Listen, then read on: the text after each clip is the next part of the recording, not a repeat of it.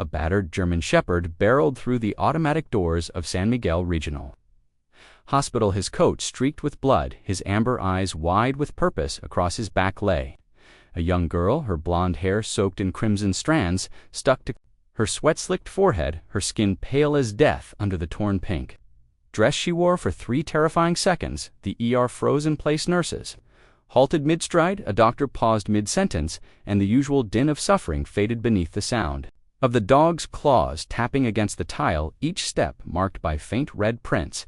The receptionist gasped, her pen slipping from her fingers. The dog wasn't just delivering the girl.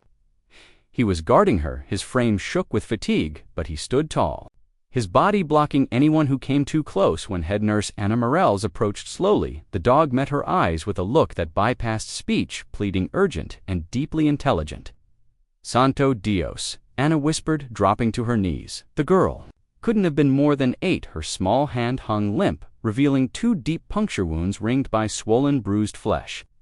The German Shepherd growled low, not in threat, but as if to say, "Time is running out. Help her, please. If this story moves you, leave a comment below and tell us where you're watching from. Now let's dive into what happened. San Miguel Regional stood like a white monolith on the outskirts of Ciudad Juarez, its ER, a non-stop whirlwind of heatstroke violence and desperation. That day was particularly brutal, 42 degrees Celsius in the shade, the kind of dry heat that made metal burn to the touch and pushed both animals and humans to extremes. Inside, nurses worked in a rhythm born of exhaustion and necessity, until the moment when the bloodied dog arrived carrying a child. He refused to abandon the German Shepherd. Later, named Max was a powerful creature, though life had left him scarred, one ear mangled, a long scar across his muzzle, patches of fur missing along his back, but it was his eyes that transfixed them. Not wild, but knowing he wasn't acting on instinct alone, he understood the gravity of the moment. The girl, Lily Armstrong, was dying, her breathing shallow, her blonde hair matted around a delicate face already slipping beyond pain. The rips in her dress told a story of escape, of suffering no child should endure. Ana Morales had seen many things in 20 years in DR, but this struck different at 47. Ana wore her pain deep. Her own daughter had died 2 years earlier in a crash caused by a drunk driver, the sorrow still carved into her bones. But something about Lily and Max's arrival cracked through her armor, the dog's unwavering focus, his refusal to rest, as if he too had once lost someone and refused to let it happen again. Dr. Gabriel Rios entered the trauma bay with precise, calm ex-military, now head of emergency care at 56. He'd served in the Mexican Marines and thought he'd seen hell, but even he wasn't prepared for what this child had been through across town.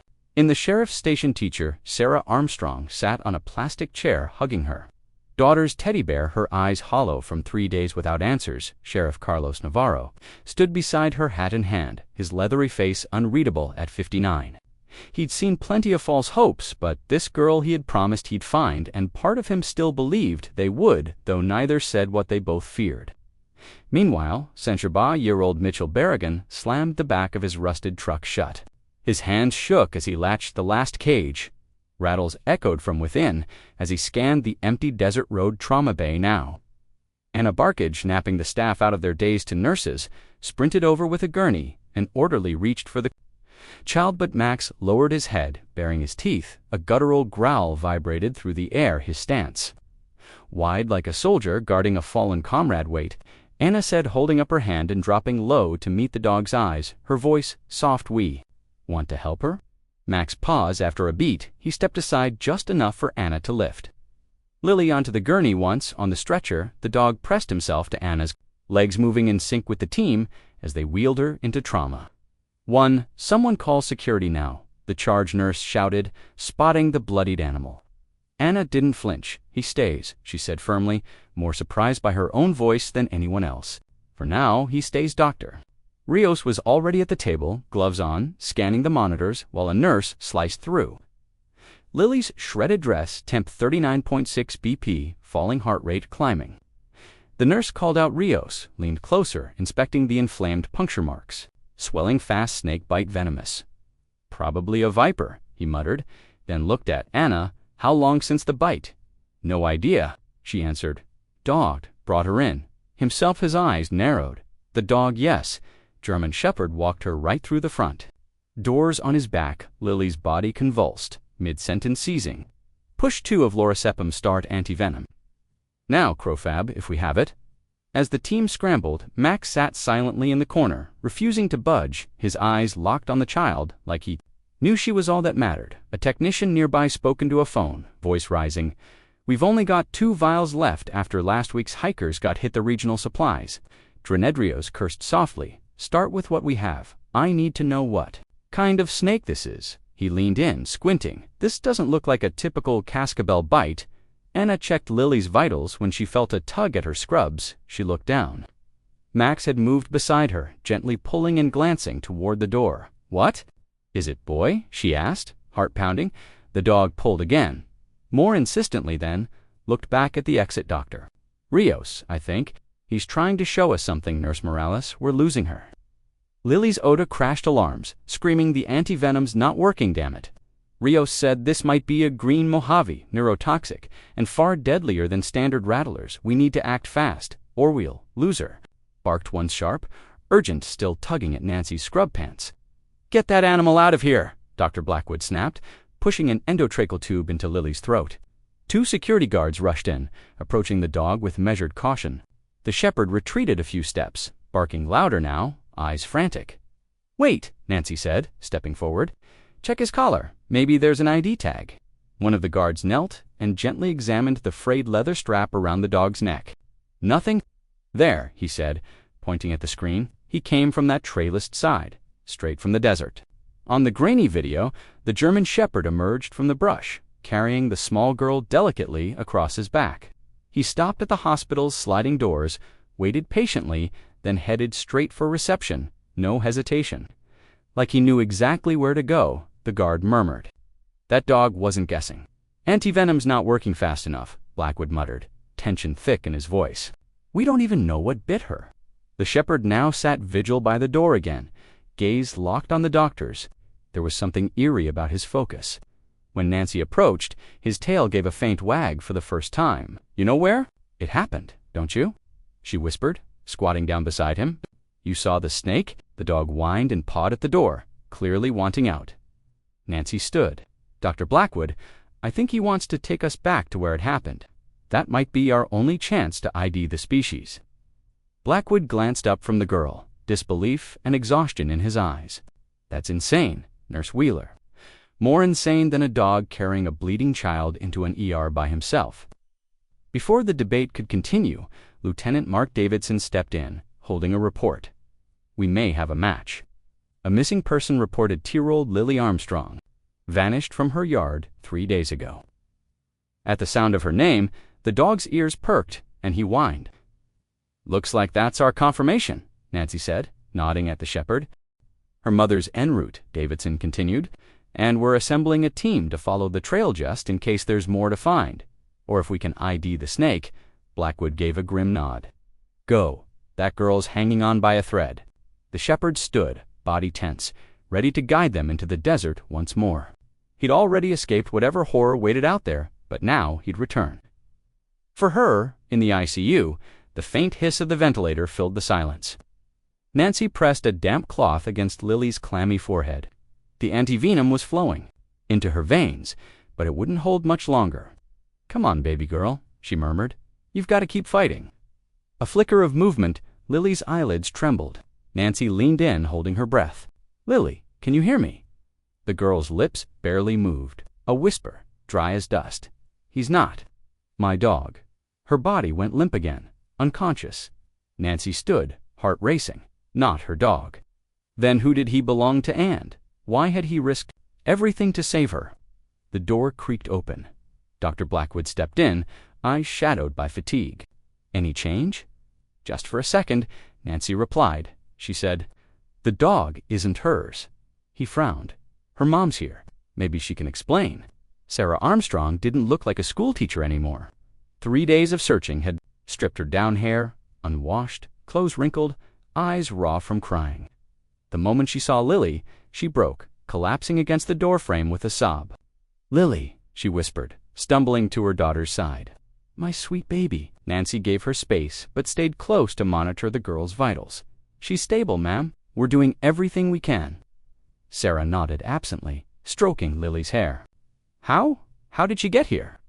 The police wouldn't tell me anything. Nancy hesitated, unsure how to explain. A dog brought her, a German shepherd. Sarah's head jerked up. A dog? We never had a dog, she said. The same thing that he wasn't hers. Just then, a scuffle in the hallway turned their heads. The dog who'd been locked in the security office had broken free. Now he stood in the doorway, eyes scanning the room. Then he saw Sarah, to everyone's surprise. The shepherd's stance changed, hackles slightly raised, a low growl vibrating in his chest. That's strange, Blackwood said, eyes narrowing.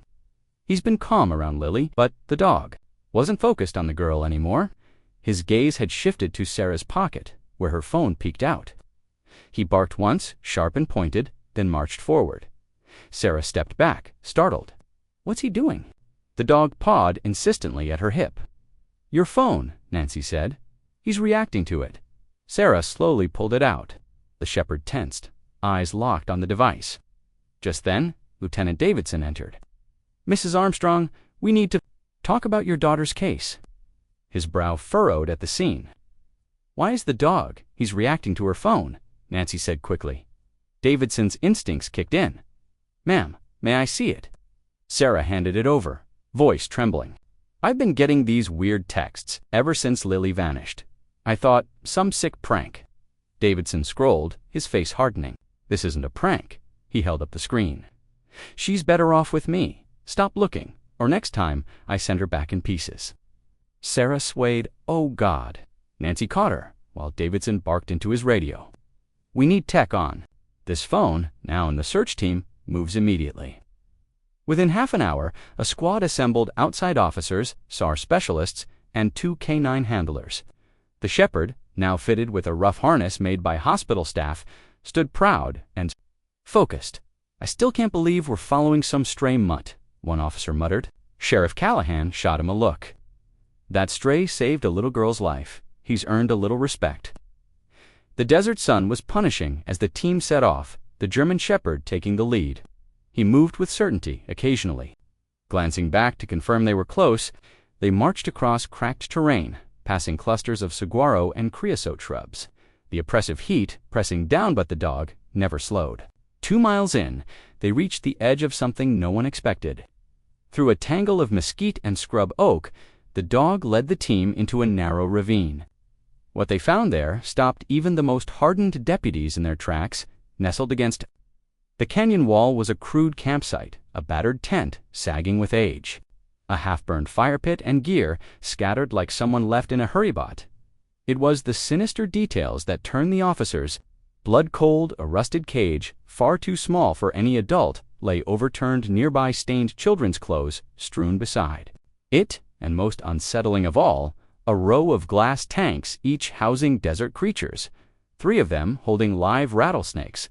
Who the hell are we dealing with here? Muttered Deputy Davidson, as the crime scene techs snapped photos. Then one of the canine handlers emerged from the brush, his face grim. Sir, you need to see this, he said flatly, leading them behind a sandstone slab there half buried in dry soil. And sun-baked rocks was a torn leather duffel. The German shepherd had already begun digging at it, his paws frantic, until a deputy knelt to help inside. They found photographs dozens children of varying ages, eyes wide with fear marked up maps, crammed with red inked dots, and worst of all, gear for dog training. Along with an old dog-geared manual, one image showed the same. German shepherd thinner, crouching beside a man whose face was blank and cold. Dios mío, whispered Sheriff Callahan, his voice tight with dread. The dog belonged to the kidnapper. The shepherd let out a low whine like he understood every word. Davidson looked down at the animal not just with awe but with clarity. He didn't. Just find the girl, he said slowly. He turned on his master to save her. Back at Mercy General, a veterinarian had been brought in to examine the dog, Dr. Alina. Martinez ran her fingers carefully through his matted fur, frowning as she worked this dog's bin through hell. She told Nancy and Dr. Blackwood he's got fractures that healed wrong burn scars under his coat, signs of severe malnutrition. She gently turned one of his legs, showing old puncture scars. And these are snake bites, older ones probably used to torment him. Nancy's face paled. You're saying someone used venomous snakes on him? Deliberately? Martinez gave a small, heavy nod. It's what the wounds suggest, and despite it all, he carried that girl through the desert to get her help. Her hand rested on his head. In all my years, I've never seen anything like it. This isn't just instinct, this is sacrifice, the kind that defies training. Lily, by accident, he had made a decision he'd chosen to disobey, to fight back, to save a life, and as the staff whispered through the halls of the hospital, the legend of the dog grew, but so did something darker, the understanding that the real monster was still out there, and if those photos were any indication, Lily hadn't been his only victim. As twilight fell over the city, the hospital dimmed to a quiet hum. Night shift had taken over, and Nancy sat silently at Lily's bedside. The steady beeping of machines tracking every fragile heartbeat, the shepherd lay curled beneath the bed, his golden eyes never drifting from the sleeping girl. You saved her, Nancy murmured, bending to stroke his battered muzzle. How did you know to bring her here? Max's ears twitched, but his stare remained fixed on Lily's pale face. Dr. Blackwood stepped in, carrying a fresh, furrowed, it slowing the spread, but not neutralizing as expected. I'm concerned about the type of venom. It's acting like something rare, possibly a hybrid, or even non-native. Nancy looked down at the dog. If only you could tell us what bit her. Almost on cue, Max rose to his feet, ears pricked. He padded over to a wall-mounted map of Arizona and stared at it, head tilted. What is it, Max? Nancy moved closer. The dog raised his paw, touching the far eastern border. That's strange, Blackwood said, peering at the spot. He's pointing at a remote stretch. Nancy squinted, following the direction. There's nothing out there, but her breath caught the reptile research facility. They specialize in exotic snakes. Blackwood nodded sharply. I'll make the call just then, Sarah. Armstrong stepped in from the hallway, a paper cup of cooling coffee shaking in her grip. 3 days without sleep, and now this, her daughter alive, but barely. She sank into the chair beside Nancy. Is she anyone out of place? Tightened around the cup, there was a man hanging around the school. Not a parent, claimed to be a new janitor principal, said he'd been cleared, but something about him, it felt wrong. I should have said something sooner. Do you remember his name? Nancy asked. Mark, maybe, or Mike, she whispered. I gave it to the police after she disappeared, but there wasn't much to go on. At the sound of the name Max growled, a low, unmistakable sound that turned heads. He knows that name. Off-grid 3 years ago, but his fingerprints are all over that canyon site. Max's growl deepened, hackles rising. That seals it, Davidson muttered, staring at the dog he trained. This shepherd. Sarah's face went pale. Mitchell Crawford, she gasped. He applied for a janitor position at our school. Called himself Mike Carson. I sat on the committee. We denied him because his references were off. The room fell into an eerie silence, everyone piecing it together. He'd targeted the school, looking for victims, and when blocked, had chosen her daughter instead. We need to put out a bolo on Crawford immediately, Davidson said into his radio. He could be after other kids right now on the hospital bed. Lily stirred, her fingers twitching. Max, she whispered. The German shepherd leaped to her side, licking her hand gently. Soft smile flickered on the child's lips. Before she drifted back into unconsciousness, she called him Max. Sarah breathed, her voice cracking. She knew his name. Nancy exchanged a glance with Davidson. Or maybe she gave it to him in captivity. Davidson nodded solemnly. I'll need to speak with her as soon as she's able. She might be the only one who can. Tell us how to find Crawford and how many more kids are out there. As night wore on, the investigation exploded in scope. Parents locked their doors, kept their kids home from school, and local districts activated emergency lockdown plans. Law enforcement ramped up patrols in residential zones. The hospital staff couldn't stop talking about him, the dog who'd risked it all to save a little girl. Nurses brought him snacks. Doctors studied his behavior in awe. And even the hospital administrator, furious at first about the breach, softened once he heard the full story. Dr. Martinez, the veterinarian, returned to examine Max more thoroughly. He's dangerously underweight, she said, peeling back matted fur. And these wounds, they're old, but they tell a story. She lifted his leg gently, revealing a series of neat puncture marks along his limbs and belly. These aren't from rough play, she said grimly. He's been bitten multiple times over a long period. Nancy's stomach turned. You're saying Crawford did this to him? It looks that way, Martinez nodded. Probably used snakes as part of some sick training regimen. Her voice shook with revulsion. The fact this dog survived, that Tand still had the will to save that little girl. It's beyond incredible. While Max was being treated, Dr. Blackwood was on a secure call with Dr. Harold Winters. Winters said, frowning into the camera, "This could be something far worse than a typical Mojave rattlesnake. You mentioned both neurological and tissue damage. That suggests something much more dangerous.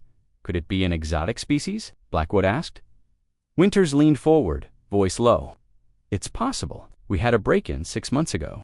A few higher-risk specimens were stolen. Among them 2 genetically hybrid rattlesnakes we'd been studying for antivenom research.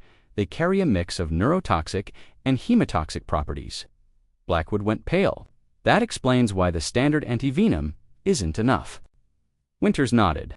"I can send over the specs for our custom formula, but you'll need lab-grade facilities to make it." "We'll find a way," Blackwood replied.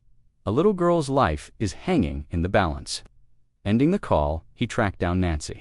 "We need to get that special antivenom. It's 3 hours out, minimum." "I'll drive," a young resident interjected. "My brother's a state trooper. He can clear a path." As they scrambled to coordinate transport, Max stirred in Lily's room. The dog rose to his feet, anxious, pacing in front of the TV.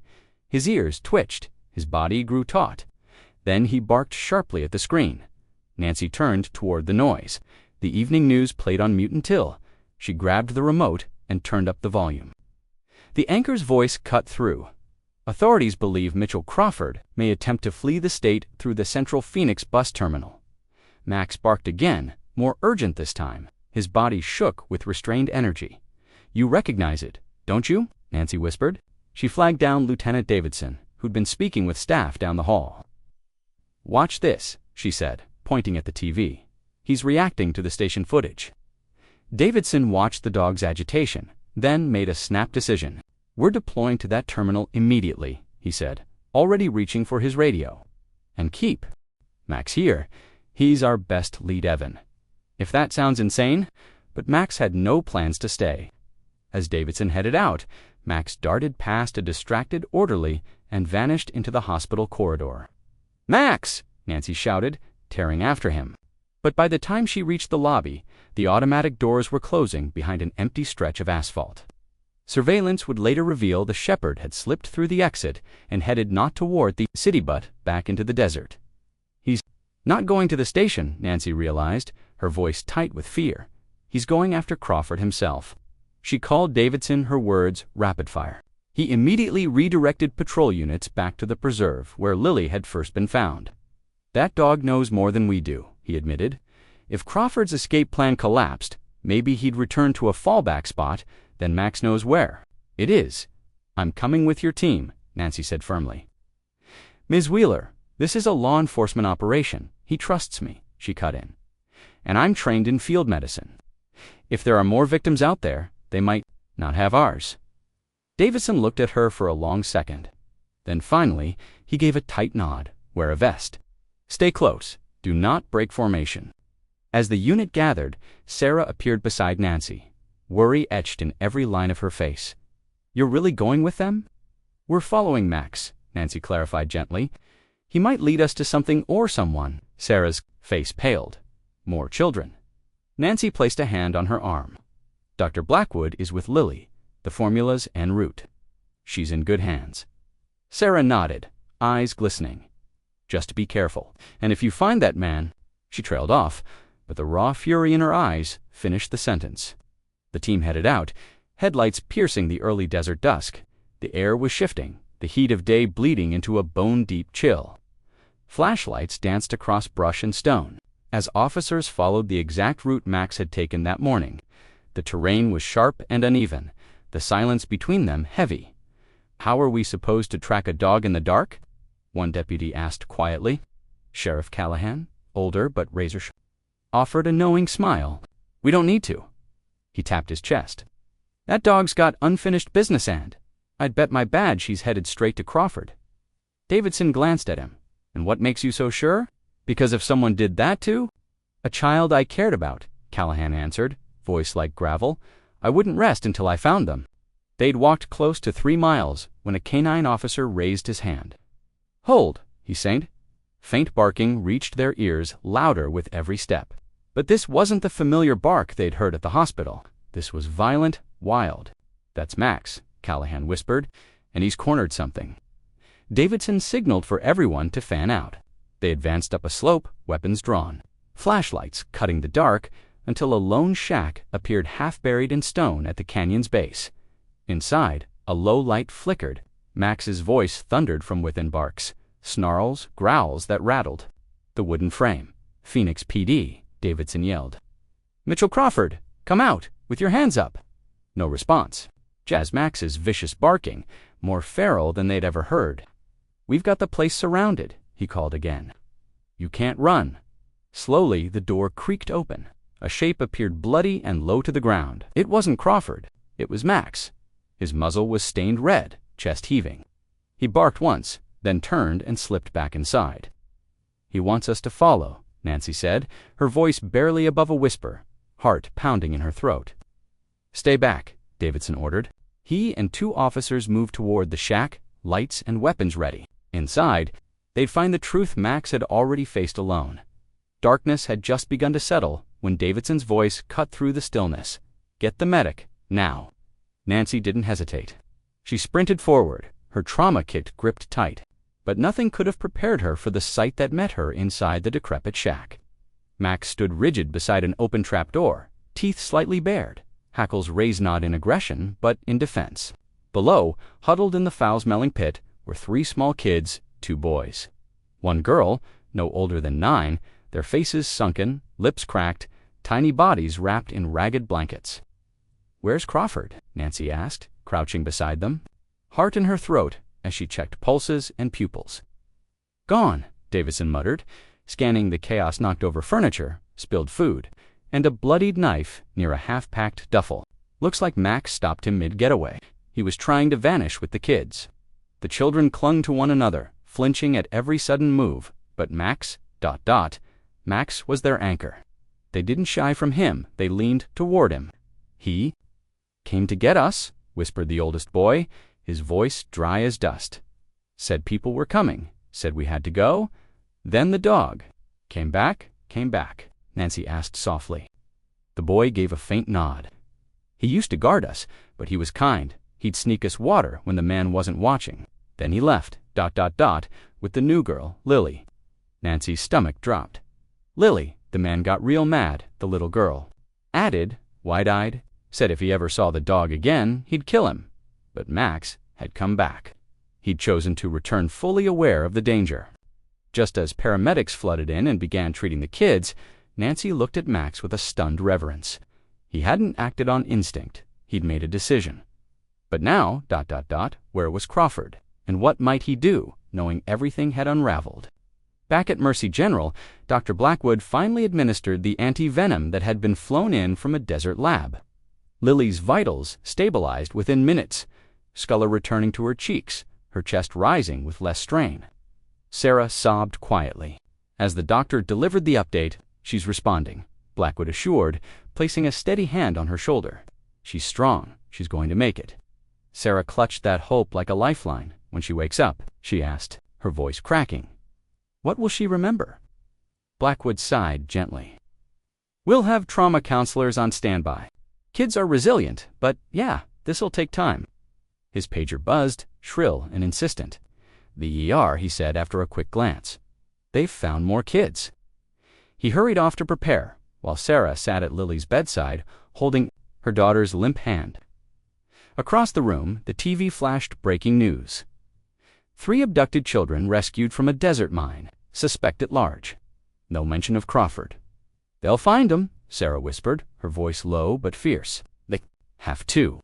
In the commotion outside the pediatric ward, no one noticed the janitor step into the service elevator hat, pulled low, eyes hidden.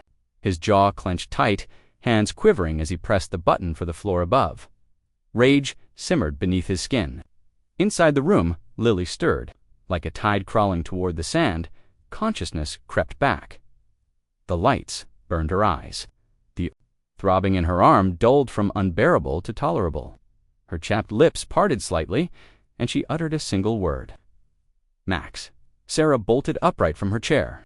"Lily, oh my God, baby, you're awake." She slammed the call button.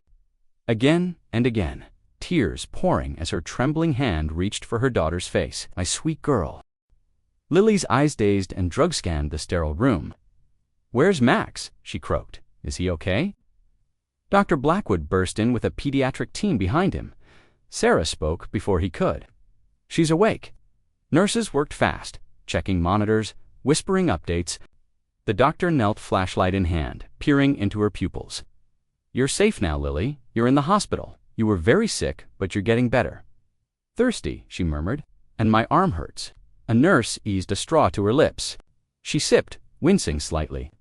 Then, again, her gaze darted across the room. "Where's Max?" "The dog who helped me." Sarah brushed back her daughter's hair. "He's with the police, helping them find the others." That brought a flicker of relief to Lily's face, so fear overtook it. "He'll come back, right? Mitchell hurt him if he sees him again." The room shifted. A silent beat passed. Dr. Blackwood caught Davidson's eye through the open door and gave a subtle nod. The lieutenant stepped in, quiet, notepad ready. "Lily," Sarah said, voice low, "can you tell us how you met Max?" Lily clutched the blanket tighter. He was Mitchell's dog. He said Max was trained to bite kids who ran, but Max never did. He'd chase us a little, then stop. Davidson leaned in. "Were there other kids?" Lily nodded quickly. "Joey, Emma, and Kai. Are they here too? Did Max find them?" "He did," Davidson said. "They're safe now, at this hospital." Lily exhaled in visible relief. "Good." Then her face fell. Mitchell said. She trailed off.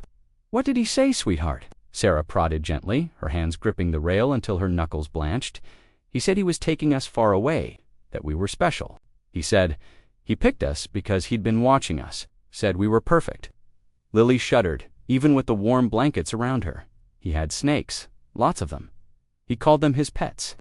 Davidson's expression hardened, but his tone stayed soft. "Did he ever say why he took you?" Lily's eyes brimmed with tears. "He said his kids were taken from him, that people didn't understand how to raise kids right, so he was going to show everyone, prove he was a good dad." Her voice broke. "But he wasn't good. He was cruel." Dr. Blackwood gently asked, "Lily, how did Max help you escape?" Her fingers trembled, but she pushed forward. "Mitchell kept the snakes in tanks. Sometimes he'd let them out to feed or clean. 2 days ago, he got mad 'cause Max didn't bark at Emma when she tried to drink water. He yelled. Then he hit Max. Hard. Said he'd teach him a lesson." Her throat tightened. He brought out the snake, the one with diamonds on its back. He held Max down, said the snake would teach him to obey. Her voice faltered, but Max jerked away, and the snake bit me instead. Sarah covered her mouth, a choked sob escaping.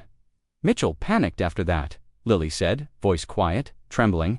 He tried to suck the venom out, but I kept getting worse. He said he needed to find medicine, but that it was far. He tied Max to a tree and left me there." "So how did you and Max escape?" Davidson asked. Max snapped his rope. "He stayed by me the whole night, keeping me warm. By morning I could barely move. Max started tugging at my clothes, trying to get me to climb on his back, like he understood I needed help." A tiny smile tugged at her mouth. "He's the smartest dog in the whole world." Dr. Blackwood adjusted the Ford drip gently. "You're incredibly brave, Lily. Max brought you straight to our hospital, like he knew this was the place." "That's because Mitchell's cabin is close to here," Lily said matter-of-factly. "He pointed at the hospital once and said that's where bad kids ended up when they didn't listen." Davidson shared a look with Blackwood, another piece falling into place. Crawford hadn't chosen that cabin by accident. It was far enough to stay hidden, but just close enough for convenience. "Lily," Davidson asked gently, "did Mitchell ever talk about somewhere else he might go? A place where he felt safe?" Her brow furrowed. "He talked about a boat sometimes. Said someday we'd all live on it, somewhere no one could find us." "A boat," Davidson echoed, jotting it down. "Did he say where it was?" Lily shook her head, then her eyes widened with fear. "Is Mitchell gonna find me here? He said he always would, no matter where we ran." "No, sweetheart," Sarah said firmly, wrapping her arms around her daughter.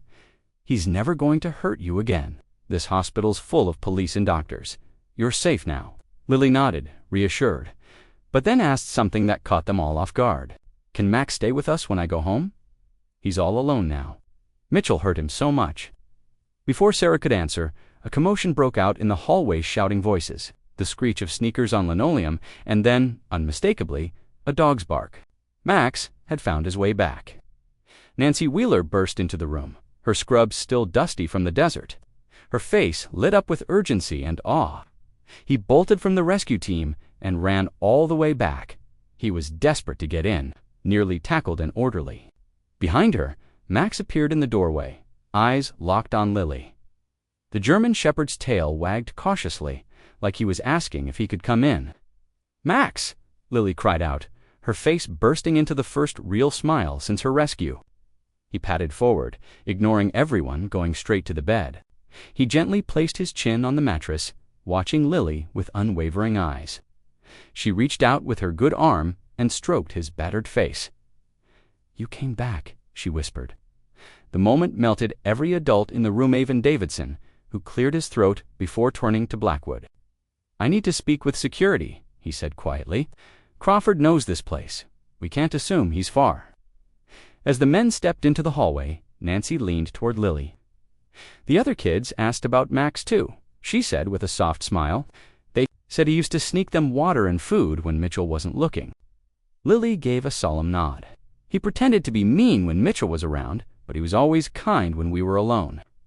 One time, Mitchell left him to guard us and said he'd bitto us if we moved, but Max brought us Mitchell's sandwich instead." That simple tale revealed more about the dog than any medical test ever could. Despite everything, Max had shown empathy, loyalty, and defiance. He had guarded the children, helped them survive, and in the end, risked everything to rescue them. "He's a hero," Nancy murmured, scratching behind his ear.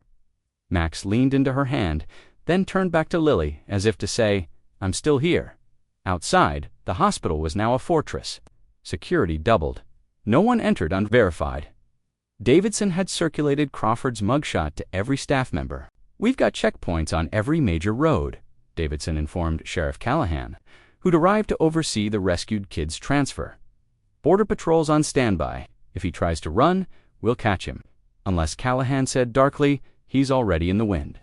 Or worse, he comes here." "Security's airtight," Blackwood replied. "He'd never make it past the front desk." What none of them knew was that Mitchell Crawford was already inside.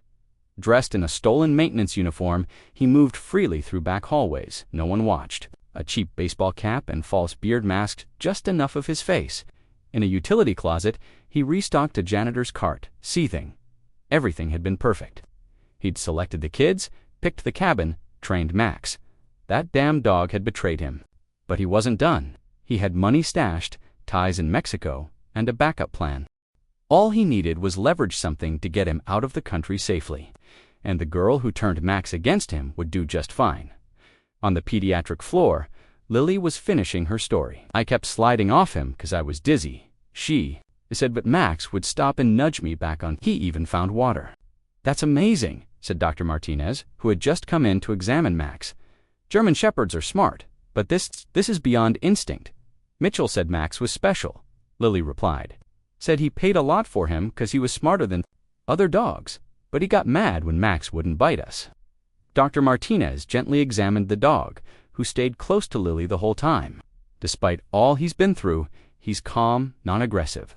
"That's rare. What'll happen to him now?" Sarah asked, her hand on Max's broad back. "Normally, animal control would step in," Martinez explained. "But under these circumstances, we might make an exception." Lily's eyes widened. "Can he live with us? Please, Mom. He saved me." Sarah looked from her daughter to the dog, scarred, but gentle, fierce, yet kind. How could she deny him? "We'll see, baby. First, let's make sure you're both okay." Just then, a nurse walked in with Lily's next dose. She chatted cheerfully as she prepped the IV. "You know you're famous around here. The brave little girl and her amazing dog. Everyone's talking about you." Max, who had been lying peacefully by the bed, suddenly stiffened. His ears perked up. A deep growl began to rise from his throat. "What is it, boy?" Nancy asked, instantly alert. The nurse froze. "Is he dangerous? Should I get security?" "No," Lily said quickly. "Max only growls when the growl grew louder." Max's gaze locked in on something, or someone just out of view. At the threshold stood a man in faded coveralls, pushing a janitor's cart. He paused just outside the room. "Just finishing my rounds," he mumbled, his voice muffled behind a surgical mask. The adults turned. But before anyone could respond, Max surged forward with a deafening bark, planting himself between the door and Lily's hospital bed. His hackles bristled, lips curled back to reveal canines meant for war. "What the hell?" Sarah began, but Nancy gasped, eyes locked on the stranger. "Those eyes," she whispered. "Lieutenant Security now." The man's demeanor dropped in an instant. He ripped something from beneath a towel in the cartes. Syringe and brandished it. Nobody moves. He barked, tearing off his mask to reveal the face they all feared. Mitchell Crawford. "Or I stick this into my vein and my heart stops in under a minute. And then, no one ever finds where I kept the others." Max's bark reached a fever pitch, a wall of rage and betrayal as Crawford sneered at him. "You backstabbing mutt, after everything I gave you?" From the far end of the hallway, Lieutenant Davidson appeared, gun raised. "Put it down, Crawford. I'm leaving with the girl." Crawford snarled, inching closer to the bed. "Or you'll spend the next decade digging up remains." And, just like that, the corridor froze in time, Crawford's trembling hand hovering over the syringe plunger, his eyes flitting between Davidson's gun and Max's teeth. The German shepherd growled from somewhere deep in his chest, something ancient and ancestral. He wasn't just a pet, he was a guardian, bound by loyalty that had been desecrated. "Mitch," Davidson said carefully, "there's no way out. Of here, don't do this, hand it over." Crawford let out a bitter, cracked laugh. "You think I didn't plan this? You think I came here blind?" His eyes darted toward Lily, cowering in Sarah's embrace. "You wrecked everything. Spat. You and that damn dog." Max edged forward, a silent warning in every taut muscle. "Call him off," Crawford snapped.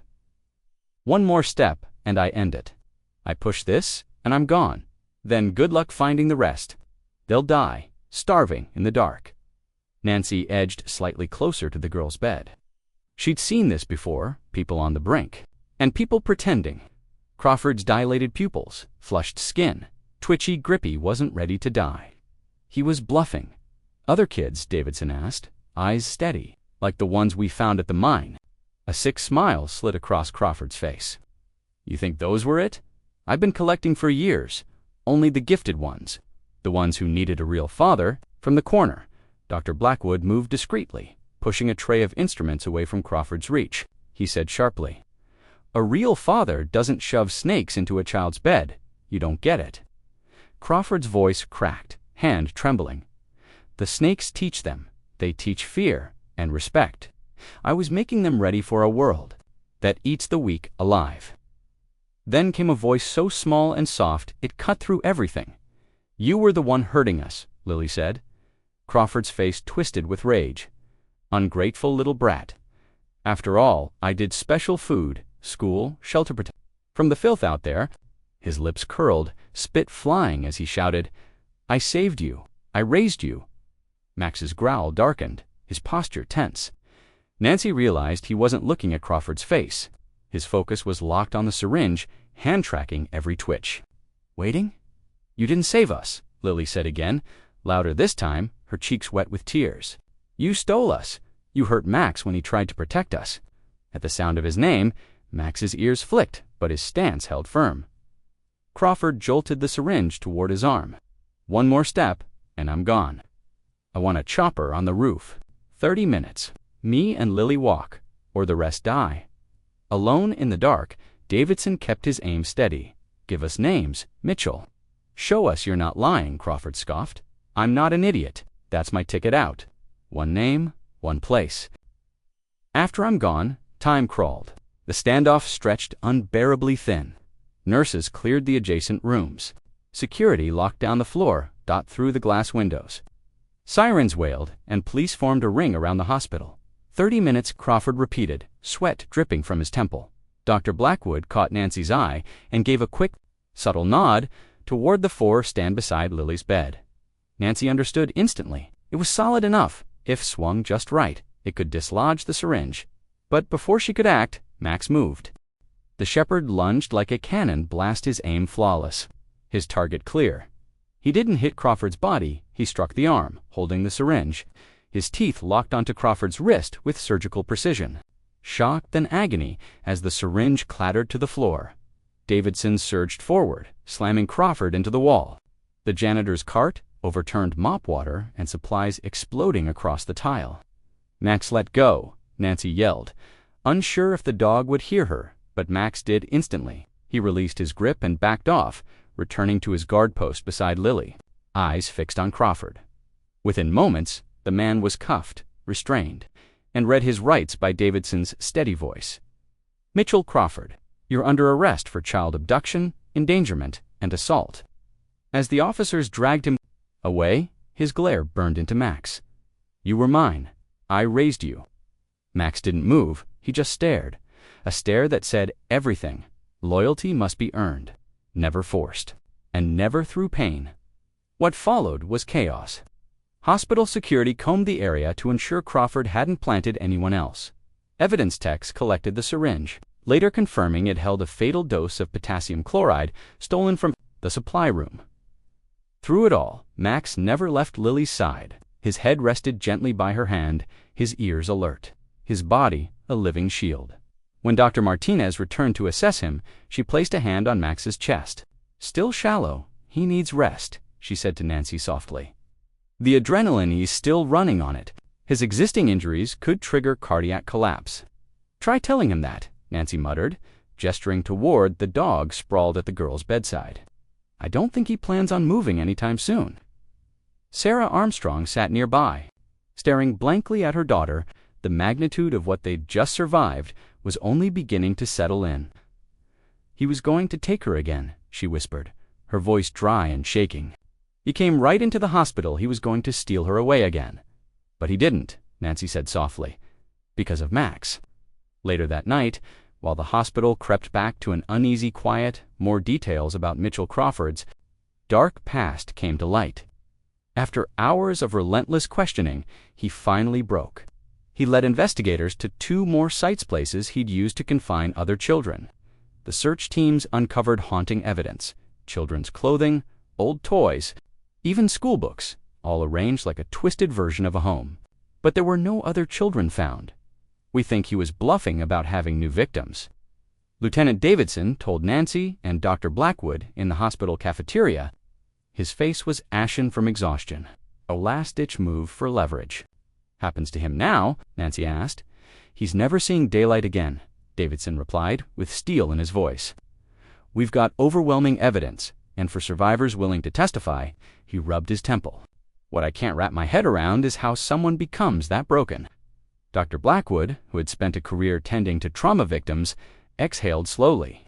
"Mental illness, trauma, deep-rooted disorders, the labels help us explain things, but they never truly make us understand." Their conversation was cut short when Dr. Martinez burst through the door, eyes wide with urgency. "I need you upstairs. It's Max." Nancy's stomach dropped as she raced up the stairs beside the others. Had Max's confrontation with Crawford pushed his battered body over the edge? When they reached Lily's room, Max was still there, but something had shifted.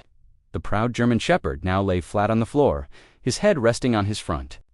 Pause, each breath shallow and labored. Nancy approached cautiously. He acknowledged her with a slow flick of his tail, too weak for anything more. "What's going on?" she asked. Dr. Martinez knelt beside him, examining him with steady hands. "He's fading," she said, her tone grim. "The adrenaline, the strain on top of everything else, his body's shutting down." Lily stirred awake, blinking in confusion at the cluster of adults, her eyes fixed on Max, and panic flared in her face. "What's wrong with Max? Is he sick?" Martinez looked to Nancy, then answered carefully. "Sweetheart, Max is really hurt. He's been so brave taking care of you and those other kids. But now his own body's running out of strength." "Is he going to die?" Lily asked, her voice a frightened whisper. Martinez hesitated. "His heart's under too much strain. He needs emergency care at an animal hospital." "Him!" Sarah cried.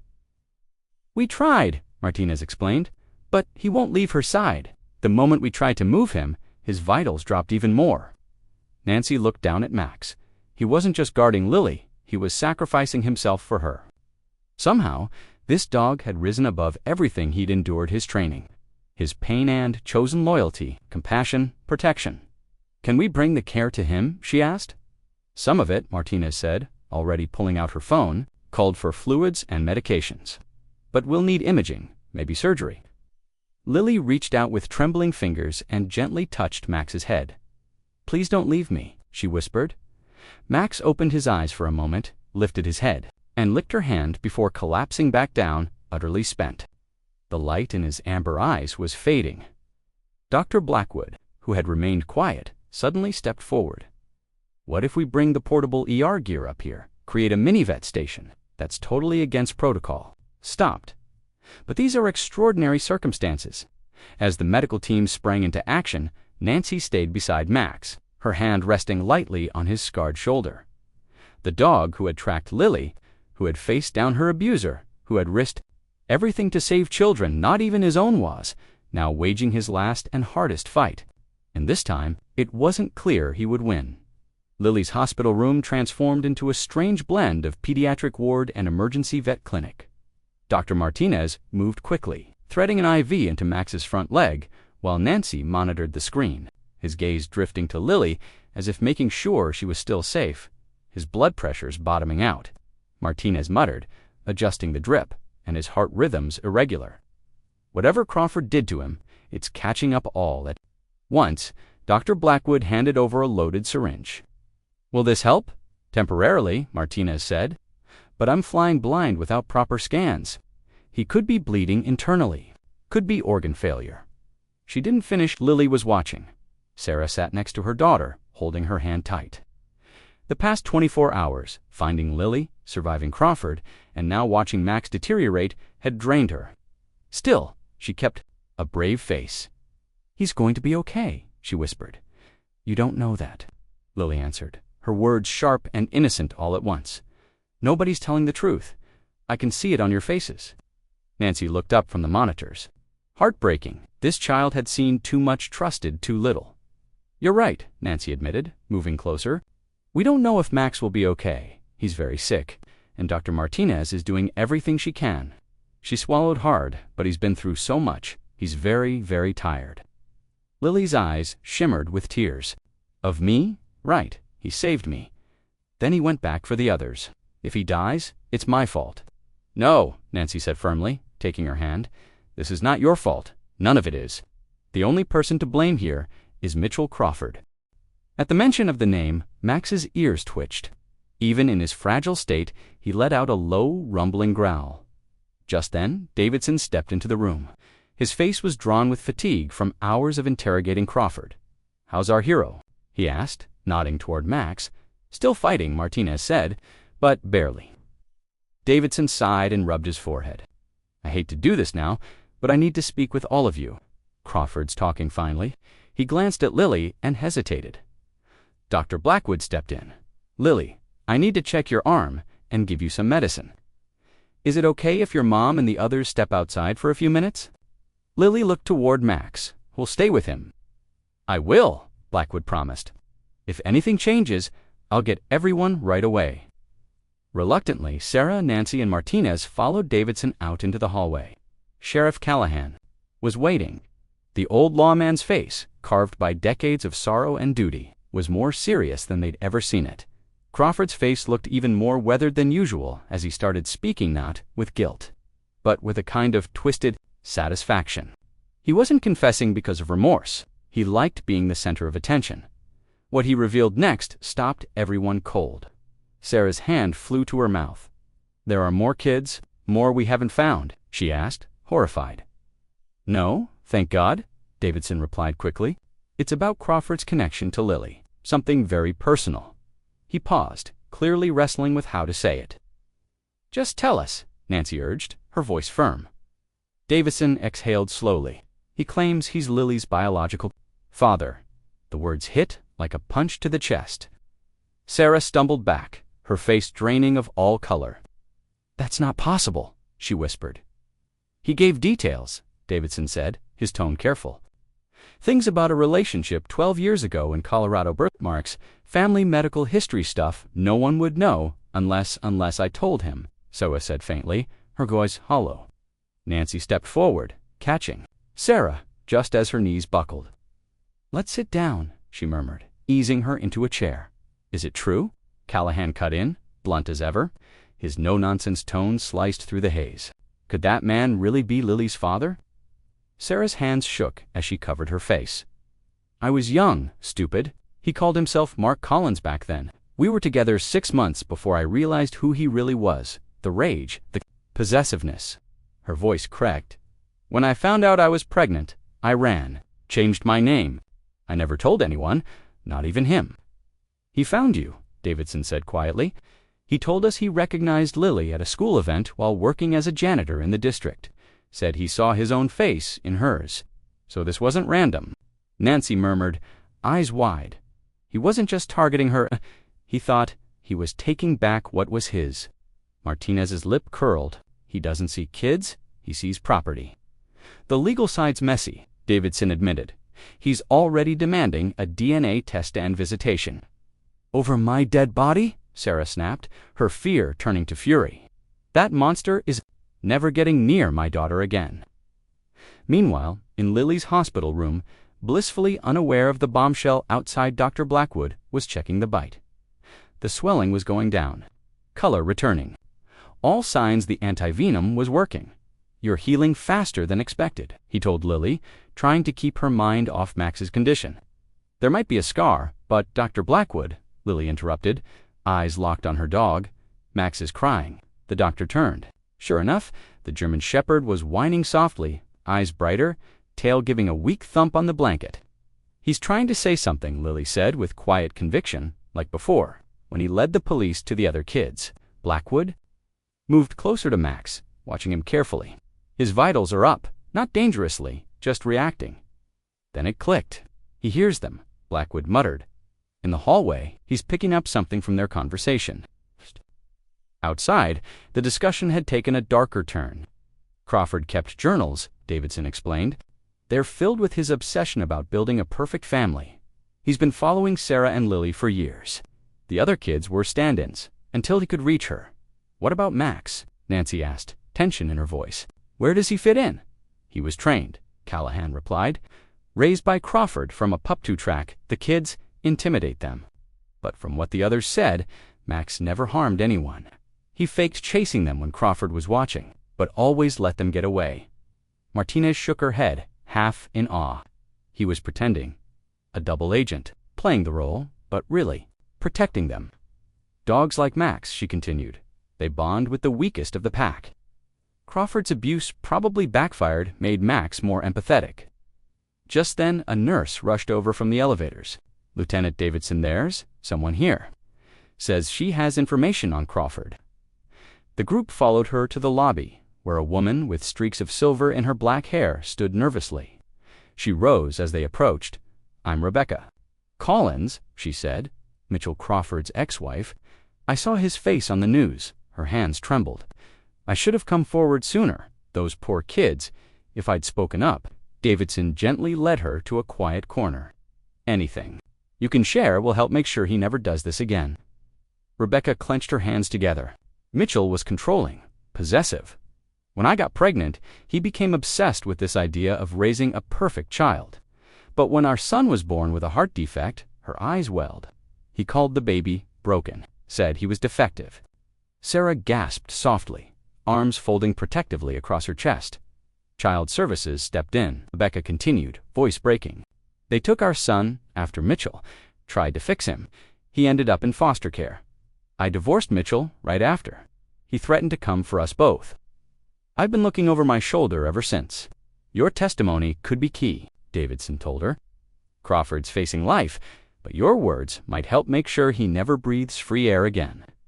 As they absorbed this revelation, Dr. Blackwood emerged from the hallway, urgency in his eyes. "You need to come upstairs now." "Is it Max?" Nancy asked, already moving. "Yes," Blackwood said, "but not the way you think. Something's happening." When they entered Lily's room, the girl was sitting up, more alert than she'd been in days. Max's head was raised, amber eyes watchful. "He knew," Lily said immediately.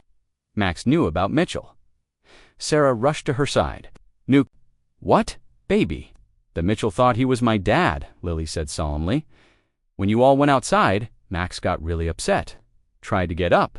Dr. Blackwood said he heard your voices." Davidson's gaze shifted. "Lily, how would Max know that?" "Because Mitchell told him," Lily said simply, as if it were obvious. "He used to whisper to Max at night when he thought we were sleeping. He said Max was the only one he could trust with his secrets."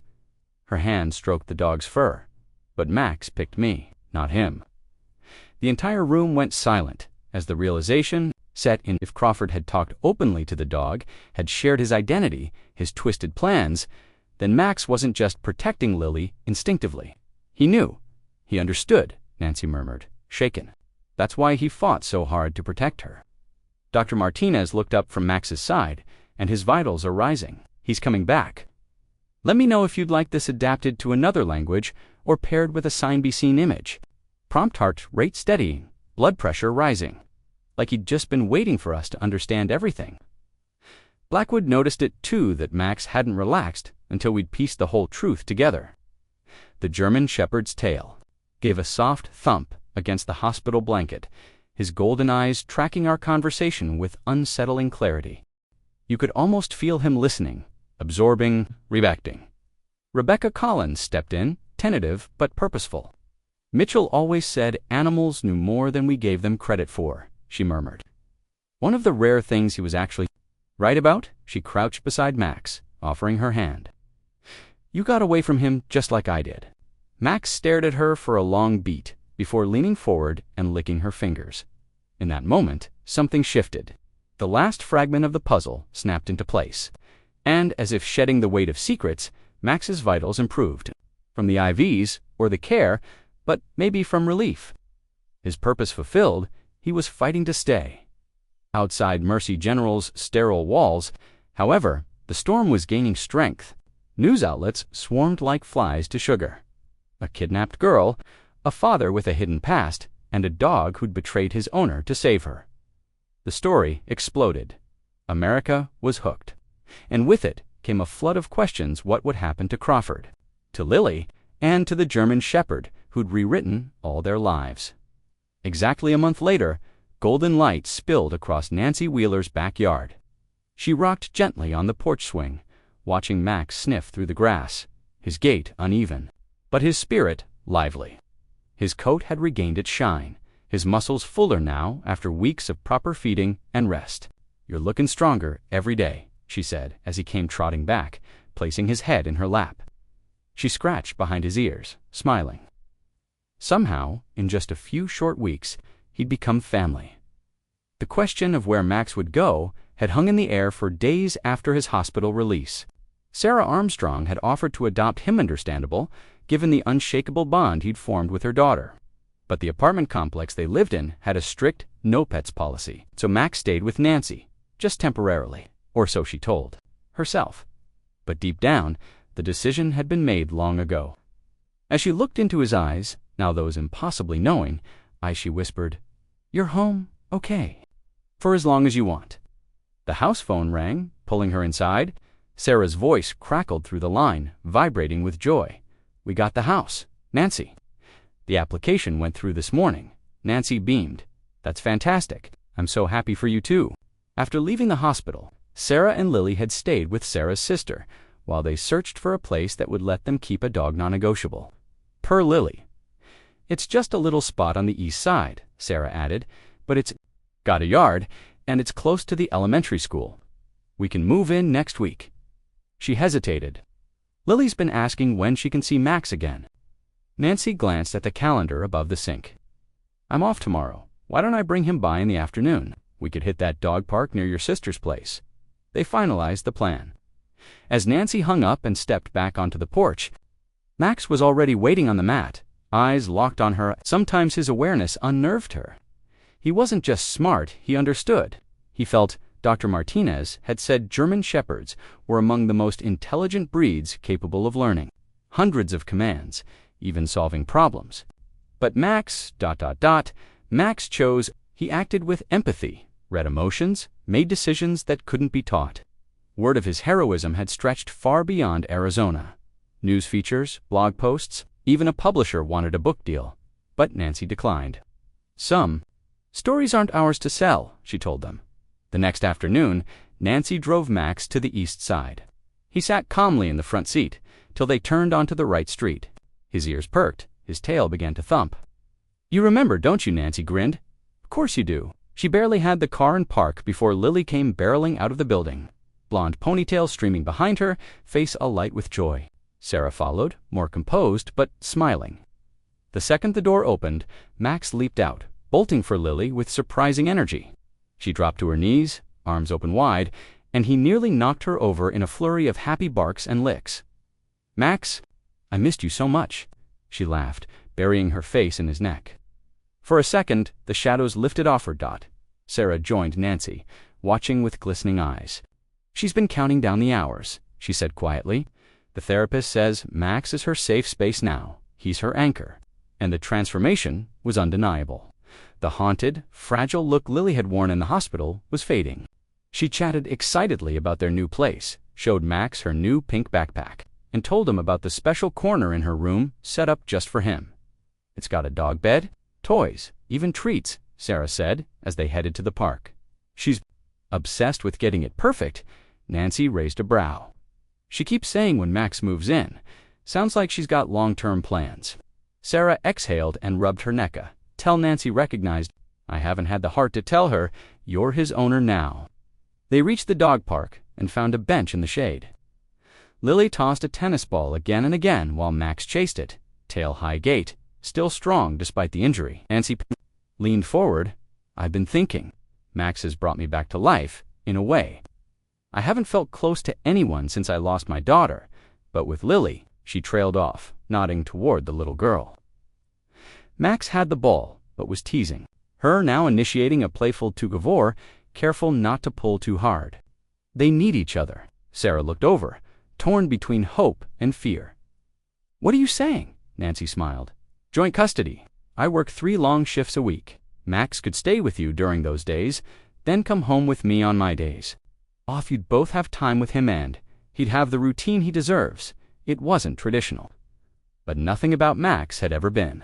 And by the time the sun dipped behind the trees, the arrangement was settled. Lily was already planning his next visit. As they started packing up, an unmarked car pulled into the lot. Lieutenant Davidson stepped out, walking toward them with purpose.